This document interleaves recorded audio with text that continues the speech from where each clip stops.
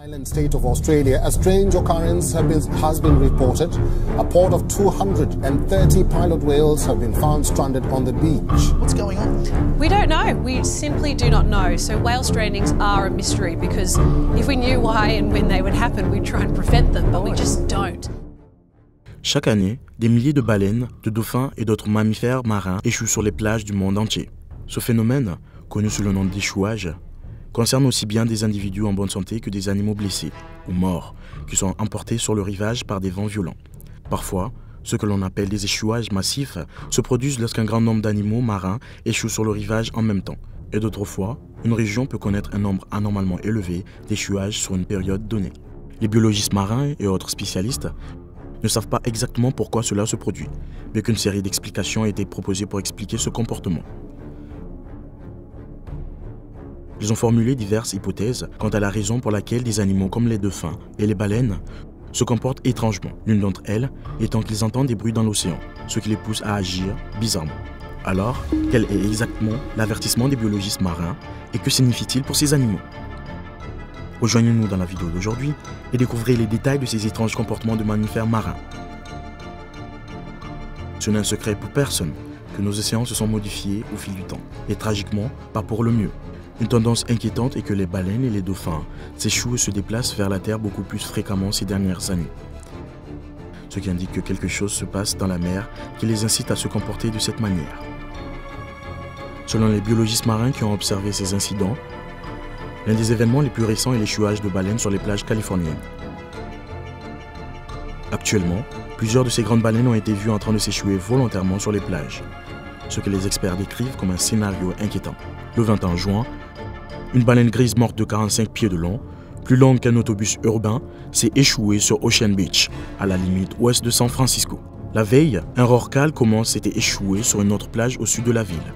7 carcasses de baleines grises se sont échouées sur les plages de la baie en mai.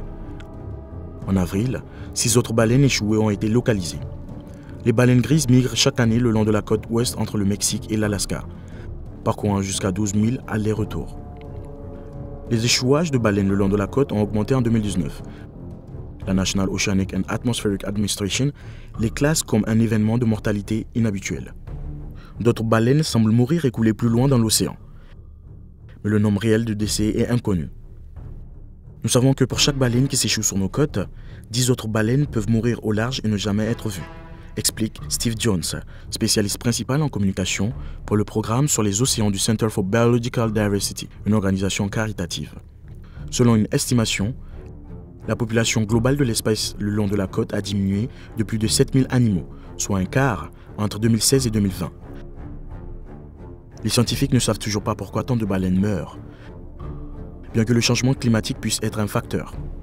Les eaux se réchauffent dans l'Arctique, où elles se nourrissent, explique Cathy George, directrice des opérations de terrain de l'intervention au Marine Mammal Center, un organisme à but non lucratif de la région de la baie qui sauve les créatures marines blessées. Avec le réchauffement des eaux, vous n'aurez pas des eaux aussi productives. Ainsi, la quantité et la qualité de la nourriture qu'elles mangent dans l'Arctique n'ont pas été aussi élevées ces dernières années. Les baleines ont entamé leur migration en moins bonne santé que par le passé. Les baleines ont également commencé à faire d'étranges détours au cours de leur voyage. Alors qu'elles ne mangent généralement pas pendant leur voyage, elles se gavent dans l'Arctique puis se rendent au Mexique sans manger. Elles ont commencé à s'arrêter dans la région de la baie pour manger davantage. Selon des recherches menées au Mexique, de nombreuses baleines sont aujourd'hui plus maigres qu'elles ne devraient l'être. Elles peuvent être plus vulnérables aux impacts causés par l'homme lorsqu'elles sont mal nourries, explique-t-elle. Il n'avait pas été possible de déterminer la cause de la mort de toutes les baleines qui ont échoué sur les plages californiennes cette année. Mais plusieurs d'entre elles ont certainement été heurtées par des navires. Peut-être alors qu'elles mangeaient près du rivage. Résoudre le problème du changement climatique prendra du temps. L'Arctique s'élève 3 fois plus vite que le reste de la planète. Mais empêcher les navires d'entrer en collision avec les baleines est très simple. La science soutient une solution vraiment facile, déclare Jones, et c'est la limitation obligatoire de la vitesse. En avril, le Center for Biological Diversity a demandé au National Marine Fisheries Service d'imposer une limite de vitesse de 10 nœuds aux grands navires dans l'habitat des baleines afin de protéger d'autres espèces, notamment la baleine bleue, menacée d'extinction. Lorsqu'un navire se déplace à cette vitesse, les baleines ont plus de chances de s'en éloigner.